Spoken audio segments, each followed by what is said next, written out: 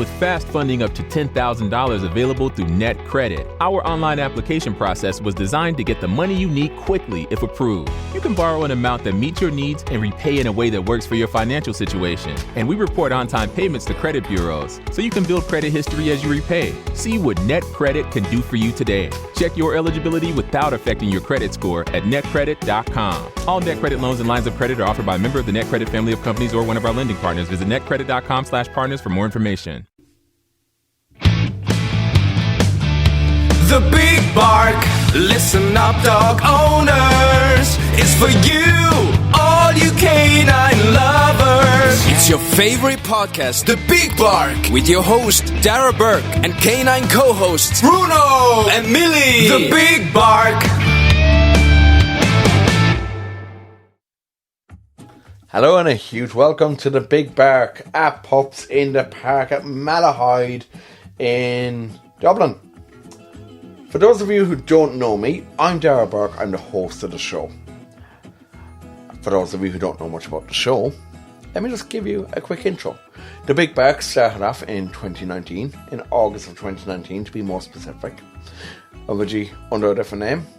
The show has evolved so much, changed formats a couple of times, and we're now in our third season, and it's grown a heck of a lot since the start of the COVID pandemic in March 2020. And here we are, 2 years on, with quite an amazing following online, a huge following over on Spotify and Apple Podcasts, and we consistently rank as the top podcast in the Pets and Animals category on iTunes in Ireland, UK, and a number of other countries as well.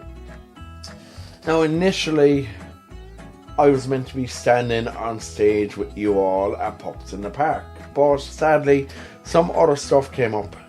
But a big thanks to Sean and the team for letting us pre-record this amazing episode to be able to share with you all there today. Now, usually I have my two canine co-hosts here with me. Bruno, who is what we call a bloodhound. Bruno is a half bloodhound, half Labrador, as you may have guessed from the original name. And we have Milly, who is our golden Labrador, who is such an absolute rogue and diva. To be honest, they both her, and for me, they're just they're my world. So they are. They're incredible dogs, and I have such amazing time with them. And that kind of brings me a bit to the topic that we're going to talk about today. Now, before we get to that, I hope that everyone is having an amazing day and a great weekend here overall at Pups in the Park. I hope you've all had a chance to see some of the agility, check out the amazing guests, or even get over to the fly ball. And I'm well jealous of anyone who's getting to see the fly ball today, because that is the one thing I was really looking forward to actually going and seeing at Pups in the Park more than anything, because I watch it every year on Crufts, and it's an amazing dog sport. So hope you all have a great day, that you're getting to check out the arenas, the obedience rings, and do a bit of shopping, or even just take part in the DSPCA walks going on throughout the day. Now, this episode today is going to be a little bit different than our usual stuff. Today, we're focusing on that unbreakable bond between dogs and humans. We'll be chatting not just about how dogs affect our mental health and how they affect our well-being, but we'll also be chatting about how we as humans, the humans that dogs look up to, love and trust, equally benefit a dog's well-being. Now, we all know dogs share the exact same emotions as we do. Dogs experience love, they experience happiness, they experience sadness, stress, anxiety. There's a very, very interesting research being done over in Emory University in the US, where dogs are actually examined within an MRI machine to see if they actually love us for more than just food. So far, it seems the results of that are showing yes, they do, and I think anyone can tell that by a dog's beautiful waggy tail when you come in the door in the evening, and that's something we'll be touching a bit more on later on. Now, to do this and to chat all about this today, I'm thrilled to welcome two very special guests to the show today. Please give a big welcome to the show to Dr. Bobby Ortiz, also known as Dogtor Bob, and canine behaviourist Suzi Walsh of DogBehaviour.ie. Bobby and Suzi, an absolute huge welcome to the Big Bark. Thank you. Thank you for having us. Delighted to have you on. Thanks, Darragh. And, okay, so for our listeners who don't actually know you, let's give them a quick moment. And why don't you quickly tell everyone about what you do? Suzi, if you'd like to go first. My name is Suzi, and I'm a dog trainer and behaviourist. I have been for about 15 years.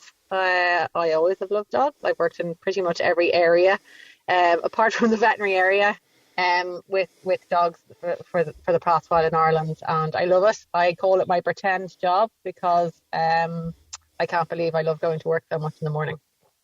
So that's about it. Brilliant. And Bobby, why don't you tell people a small bit about you as well? Absolutely, thanks. My name is Bobby Ortiz. I am a veterinarian located and living in Dublin, and I work at Raheny Veterinary Hospital. I'm sure you can tell from the accent. I'm originally from the States and came over to Ireland to study at UCD, where I did my veterinary degree. And then during that time, I met my wife now and have stayed a few years afterwards. And we're expecting our first baby soon. And with really bringing it all back to Pups in the Park, I really specialize in mainly seeing lots of exotic pets, but my true love really comes back to dogs as always. Fantastic, that's awesome. So today we're going to chat, as I mentioned, a small bit about how dogs impact our mental well-being and our wellness, and how humans actually affect dogs' mental health and well-being. So Bobby, I'm going to come to you first. We know that dogs help with the release of chemicals like oxytocin and dopamine, aka the feel-good hormones, along with other chemicals. So from a health and veterinary standpoint, Bobby, how important are dogs for our mental health? 100% agree with you there. I think really, really, really important, especially for quite a few people, especially coming out of the pandemic. I think it's pretty clear, and I'm sure Suzi can talk about this, that so many people, reached out and were adopting or trying to find dogs to bring into their lives because they probably felt a bit isolated, or, again, during lockdowns when we couldn't travel 5 kilometers from our homes. So I think it's really, really important for mental health of bringing a dog in. I think some of the big things that we're looking at is, everyone talks about mental health relates back to exercise. So having a dog obviously is going to incentivize you to get out more and take your dog for walks, even though maybe during the pandemic it was only 5 kilometers around, but you're still getting out and getting the dog around. And I think the big one as well is companionship for people that might have been living alone or continue as we come out of the pandemic to be alone and find companionship in dogs. And then, as you said earlier about the oxytocin, and even, oxytocin works hand in hand with vasopressin, another hormone there. And those are a key hormones that actually help decrease anxiety as well. So even just petting a dog or hugging your dog is able to release those hormones that helps with anxiety and improves happiness in our lives. And Bobby, obviously, we have that equal effect as well on dogs. You can see a dog when you come in the door, wagging our tail. Obviously there's a huge importance there as well to how we make dogs feel. 100%. They obviously look to us, and just as much as we're looking for them for companionship, for people that have one dog, like myself and my wife, our dog is super excited when we walk in, and he looks to us for companionship, for family, for guidance, and for that structure. There's been loads and loads of studies that have shown the exact same, as you said, that the same thing that we get from petting our dog and hugging them with those, amazing hormones, the hug, love, cuddle hormones of oxytocin, the exact same things get released in dogs. When you're petting them, when you're sitting there giving them massages, when you're relaxing watching TV, it's those exact same feelings are reciprocated. Excellent. And Suzi, I'm going to come to you next there. Suzi, Bobby just touched a small bit there on exercise. Obviously, exercise is a huge part for wellness for both humans and dogs. Like, from a behavioural standpoint, from your point of view, how important is getting about and getting active with your dog for both our mental well-being and theirs? Oh, it's absolutely essential. If you have a dog, and obviously they're physically able to do so, getting out of the house, getting exercise for us and for them is there's no way you have to do it. Or, there's some breeds of dogs that are living and they need so much physical exercise, not only just obviously mental stimulation, but they need so much physical exercise, which cannot be managed in a household environment or in your garden environment. It's not even the physical exercise. They just need to see things. They need to see people. They need to see sights and sounds and smells. Based on if your dog doesn't have a behavior problem, but they need all of that, because otherwise they're just looking at four walls. And a lot of us are guilty of doing that, especially during the pandemic and anything like that, of staying in one particular room. But it's not really good. It's really, really bad for obviously your mental health. And the same with the dog. There's nothing worse than if I see a dog and I know their only issue and the reason they're having behavior problems is because they're not getting out and they're not getting mentally stimulated, they're not getting exercised, and that's what they need. Very true. And I also find a big thing for me, especially since lockdown has lifted and being able to get out and about and just even meet more people, dogs are a fantastic way of doing that. They're a fantastic way, like, not just for them, but for us as well, of socialising.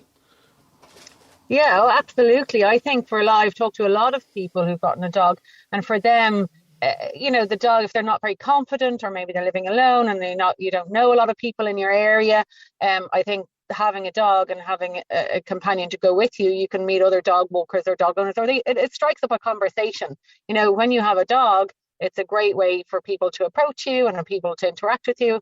And, I know from my own family and my own relatives, my mom got a dog recently and she lives pretty much by herself, and she goes out and about, and it's a way for her to be in a part of the community because she meets up with other people and goes for walks with them and their dog, or meets up in dog groups and things like that. And it's just brilliant outlet for people, and dogs allow that, facilitate that in social interaction. So it's wonderul.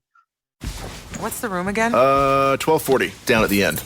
Ooh, what's that? Sammy, don't touch that. That's someone's old food. Here we are. Do you have the key? You have both of ours. Oh, right. Not working. Rub it.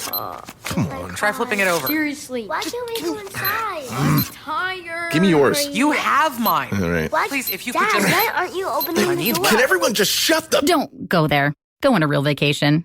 Go RVing. Learn more at GoRVing.com. And Bobby, let's come back there for a minute, because, like, as Suzi said there, it's great for socialization. It's also, like, dogs are also very, as you mentioned earlier, great companions. And we're seeing a lot more dogs actually nowadays that are being used for the likes of assistance animals, and just even for, just in general, for people who have issues like anxiety or like any sort of depression. Dogs are fantastic for that nowadays, to help people not even come out of anxiety or depression, but to give them some bit of happiness. Yeah, absolutely. My sister is autistic, and we've actually worked with quite a few animals, and specifically dogs, to help with a lot of those anxieties and things that she feels. So I personally have seen that, and also have in the clinic setting, have had patients come in, service animals for not just, a lot of times we just think, seeing eye dogs and sight dogs there, but exactly as you said, for social anxiety or for other different types of things that people experience that need that companionship there with them. But one of the big things that a lot of times we don't realize is that the bond that we have with our animal, comes back to a really important thing called social recognition. And it helps us to not only build a bond with our dog, but it helps us form networks. And for people that might be on their own, or, might be a bit more isolated, it helps them to, and exactly as Suzi said, for her mom to, be able to branch out into different networks that they might not have been a part of before, because that dog is in their life. Yeah, I'd have to completely agree with Bohi there, because my own father, is in his 70s, and, he takes Bruno Milly off when he can, when he's able to. He takes him off down to the university down here in Limerick, and he's been doing that, providing his health is okay and all, for the last about maybe 2 years or so. And the amount of actual people he's got to meet down there that he wouldn't have got to meet otherwise. And it's just great for him to actually get out as well. Like, he's meeting all these new people.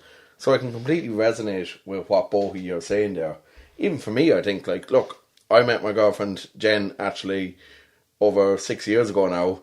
And I think if it wasn't for Bruno, like, I don't think I ever would have had a chance, because, like, he was the glue at the start that, like, really held us together. And I think she always says that, like, she actually agreed to go out with the dog, not with me. So I think that there is that, like, there is, I suppose, that side of it too. Like, dogs can help really bring people together. Now, what about, obviously, with the health benefits, for example, just wellness is a lot more than just mental health. It's about looking after ourselves as well. What about, Bobby, like, the likes of how dogs can help reduce things like heart attacks, heart disease, cholesterol, like, just by getting active?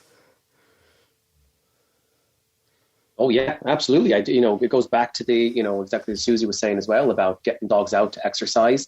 Pet care is absolutely linked with self-care. It's near impossible to not take care of your dog and not also kind of think of yourself. When people are going out, they have to get food for their dog. They most likely, if they're going to the shops, they're also thinking about maybe eating better for themselves. Especially with getting out and exercising right there, people that might not even have gone out for small walks, or even if you're not walking and being able to throw a ball, you're still outside. And, all of those things are able to go back to, we were talking about the hormones earlier, and vasopressin is one that actually is directly linked with hypertension and increase in blood pressure. So all these things really do come back to, exactly as you said, lowering chances of heart attack and other kind of diseases. Exactly. And Suzi, just to kind of go a bit further on that, there's one thing that, like, I suppose it's been really looked at in recent years, and it's not just even mental wellness, like, among, like, say, our age groups. It's among younger people as well. So, like, how good are dogs from a standpoint? How good are dogs for younger people, like for young adults and children? Oh, there's a lot of research into that, and I'd see that firsthand. Where there's a lot of research and instances of a lower likelihood of suicide in younger people. This is a very sensitive topic, obviously. If you have a dog, a lot of people will talk and to their dog and be emotionally involved with their dog or their pet, and gain comfort in that. So that really, really helps. Like, even there's so many ways that dogs benefit us. And I see it on a day-to-day basis, and I'm only working with pet dogs at the moment. But even a client recently, I had their dog, and their dog was naturally indicating when the teenager in the house had low blood sugar levels, because she's a diabetic. And the dog was doing that without any formal training whatsoever. Now, the dog wasn't doing it in a particular nice way to start with. We've changed it so the dog would bark at the person. And now we've changed that to something else. But that dog was naturally indicating that person was, that young person's blood sugar wasn't where it should have been. It was a little bit low. And that was fascinating for me, because this is a very young dog, an adolescent dog. And then I had another client this year whose dog indicated her that she had some skin cancer going on. And that was amazing to me, to be involved in that kind of case where the dog was doing bizarre behavior, but we actually found the root of the cause was actually somebody's, their human, their guardian who they're living with. It was their well-being and their health that they were trying to indicate towards, which was, just mind-blowing, And it really is mind-blowing. Like, when you hear of dogs that are trained to detect seizures and, like, just detect any sort of health issues in general. Like, we see so much happen in recent years regarding emotional support dogs. And it really is, I suppose, a testimony to the fact that dogs are fantastic for our mental health and for our emotional well-being as well. Yeah, absolutely. Yeah, we're learning more and more and more about these amazing creatures every day, and how they naturally, seem to be, for want of a better word, concerned about our well-being too, which is a very, obviously, big leap. I'm saying that in the nicest possible non-scientific way. But they do seem to, have such a strong bond with certain people that they tend to know when something is a little bit different and tend to vocalize that or show some kind of, you can see it in their behavior. Yeah, absolutely. And guys, we're starting to run out of time a small bit now, so I'm just going to get some final thoughts from both of you. Bobby, if you'd like to give us your final thoughts overall on how dogs are beneficial for our mental health and how important it is that we look after their wellness as well. Yeah, I think just bringing it all together is that, when you choose to make the really, big decision, and it's not a light one, to bring a dog into your home, into your life, I really strongly believe it's a part of your family, whether it's, an entire family that's bringing a dog in or one person. And I think the benefits just continue to, increase as you spend more time and build that bond with your dog of everything we've chatted about. And I do think, by building that bond and being close to the dog, I think you're also able to pick up on, different signs that they may show of them not feeling well just as much as, they pick up on us, and we learn their behavior and know when it's appropriate time to take them to the vet and to make sure that their health is being watched after. I see so many every day, I see so many, people that might be a bit older that are bringing in these animals that they've had, and it's incredible to see the ages that they're up. 15, I think today I had a 22-year-old cat, I know, dog, but, still, very, very older pets that are just being so well looked after. And you can see the bond that's been made there between the owner and the pets. And I think really, again, bringing it all back, it's just so important for our health and their mental health that we look after that all together. Yeah, absolutely agree. And I think you're very accurate in saying there, if we look after our dogs and obviously with them keeping us active as well, it leads to longer, healthier lives all around. Suzi, would you like to give me your final thoughts? Well, I completely, what Bobby said there was 100%. I completely agree with everything that he said. And one of the things he did touch on, which I'm going to steal now and say, is that I think that one of the most important things that he pointed out is to learn how to speak dog. Learn some dog body language or cat body language if you have a cat, but learning to speak their language, because they communicate with us all the time, and that they quite accurately, as research has recently said, know how to read us very well and are very good at communicating with us, and we can pick up they can pick up our signs really quickly. But we should have the decency to learn how to speak a little bit of dog as well, because it's quite easy, it's straightforward, and they communicate with us all of the time, and that will make your bond so much stronger with your dog if you learn how to speak a little bit of their language. Absolutely. And Suzi, we'll have to have you on again, maybe at some stage, just chat about the different body language that you were speaking of there, that we can actually learn. It will be something of huge interest to our listeners. And Bobby, we must have you back on in the future, again, on a future show as well. Listen guys, thank you so much for joining me on the show today. It's sad in a way that we're out of time. There was so much more that we could have actually talked about there. But look, your expertise, your knowledge, both of you, has been just so insightful for, not just for me, but for everybody here at Pups in the Park today. So look, I just want to close out the show by saying I hope everybody continues to have a brilliant day at Pups in the Park. And from all of us here at the Big Park, once again, huge thanks to Suzi Walsh from DogBehaviour.ie and Dr. Bobby Ortiz for joining me on the show. And we will see you next week, back to our usual spot of Spotify and iTunes, and hope everybody has a great week. Thanks guys, take care. The Big Bark, listen up dog owners, is for you, all you canine lovers. It's your favorite podcast, The Big Bark, with your host Darragh and canine co-hosts Bruno and Milly. The Big Bark,